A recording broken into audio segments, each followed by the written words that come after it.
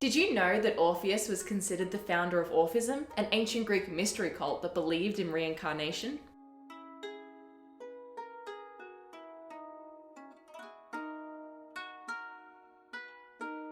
Hello and welcome to World History Encyclopedia. My name is Kelly and today's video is all about the figure from Greek mythology who made the gods of the underworld cry with his music. Today we are looking at the tragic story of Orpheus and Eurydice. Don't forget, the easiest way to support us is by giving this video a thumbs up, subscribing to our channel and hitting that bell icon for notifications so you don't miss out on any new uploads.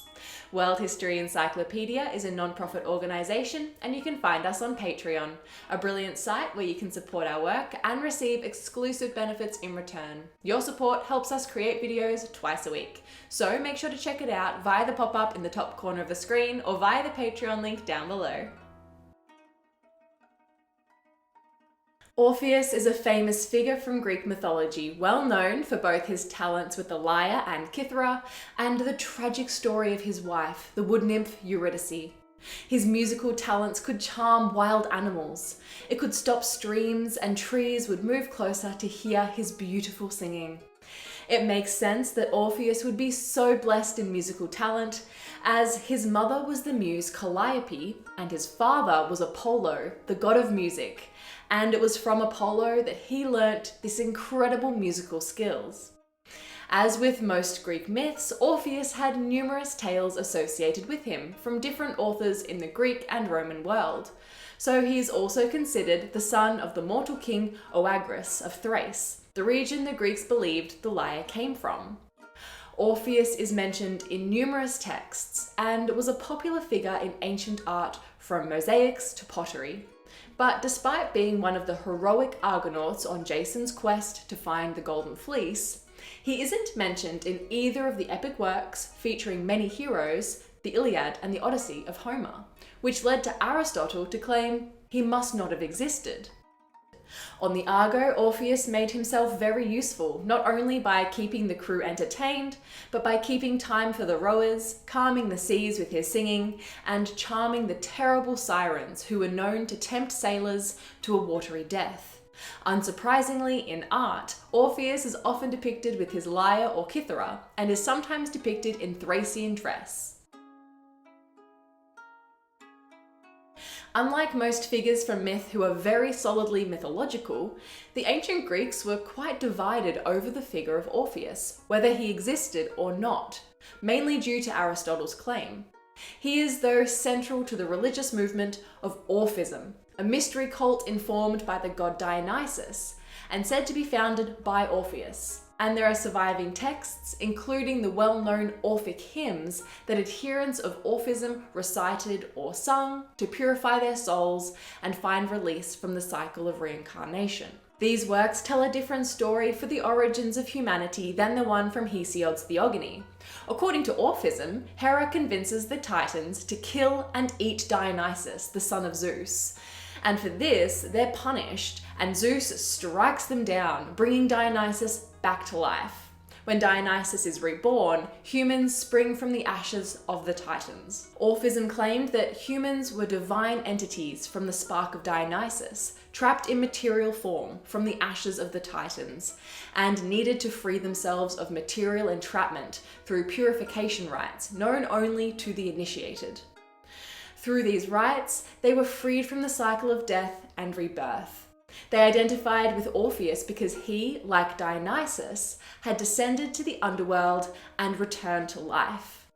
The Orphic hymns seem to have been thought to help one in that same sort of transformation, from material death to spiritual life. And as Orpheus composed the hymns, he was regarded as the founder of Orphism. Orpheus is better known today for the story of his descent and return from the underworld. In Pseudo-Apollodorus's The Library of Greek Mythology, we get a very condensed version of the life of Orpheus, and another version in the Roman Virgil's Georgics. But the most detailed survives to us from the Roman poet Ovid, who lived during the reign of the first Roman emperor, Augustus. Ovid begins his tale of the marriage of Orpheus and Eurydice, sometimes referred to as Agriope, both very much in love, with Orpheus calling for the god of marriage, Hymenaeus, to bless his wedding. This proved of no use, however, for the wedding was ill-omened. After they were married, Eurydice took a stroll with her naiad attendants, and she was bitten on the ankle by a poisonous snake and died.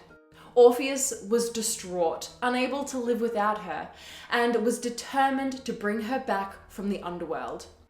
He passed the river Styx by charming the boatman Charon. Then he charmed the three-headed dog Cerberus, until he came to the king and queen of the underworld. Before the rulers of the shadowy realm, Orpheus plucked the strings of his lyre and sang. He sang for his love for Eurydice, her premature death, and his desire to get her back, declaring that if Eurydice couldn't be released, then he would stay in the underworld. His music did what had never been done before. It stopped the torture in Tartarus, even just for one moment. Tantalus stopped clutching at the food just out of his reach. Ixion's wheel stopped turning. Sisyphus sat on his boulder, and the Danaiads dropped their urns. Even the Furies wept real tears for the very first time. Such was the power of Orpheus's song.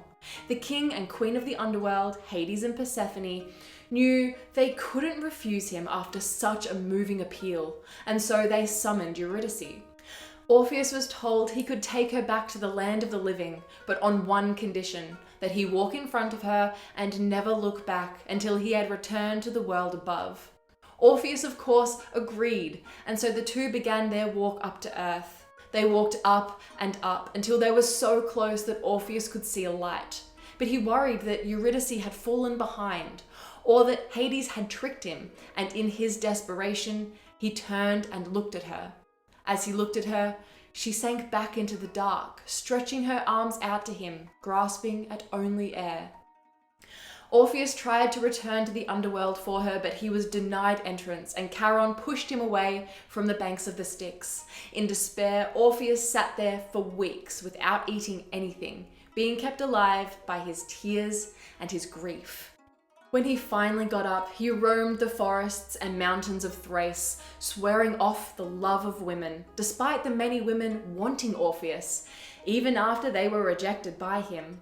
Orpheus played his music in the forests, which attracted birds and beasts to him. Rocks followed behind him, and he sang of boys loved by the gods and girls driven to a frenzy by love. But the Maenads, the female followers of the god Dionysus, were unhappy that Orpheus rejected them. They threw things at him, including an ivy-tipped spear, which caused Orpheus to bruise, but didn't draw blood. The Maenads moved to stones and threw them at the singer, but the music was enough to stop the stones, and so they fell at his feet. The women were relentless though, and continued in their frenzied assault. Eventually, the cacophony being made by the Maenads drowned out the sound of Orpheus's music, and at last the stone struck home and became stained with blood. The crazed followers of Dionysus attacked the animals under the spell of Orpheus's music before turning to the singer with blood-stained hands and murdered him. His followers mourned the loss of Orpheus, the trees shed their leaves, the birds were full of sorrow, and the rivers were swollen with tears. The limbs of Orpheus lay scattered, and his head and lyre were thrown into the river Hebrus. In one version of the tale, his head ended up in Lesbos, where the Muses buried it and built a shrine on top. In others, his head became an oracle of Apollo, but was buried by Apollo after he got tired of the competition between his other oracles.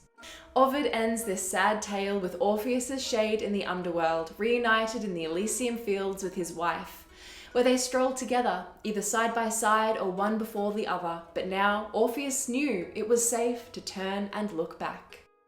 What do you think the story of Orpheus and Eurydice means? Let us know in the comments below. If you enjoyed this video, make sure to give it a thumbs up and subscribe to our channel so you don't miss out on our new videos every Tuesday and Friday.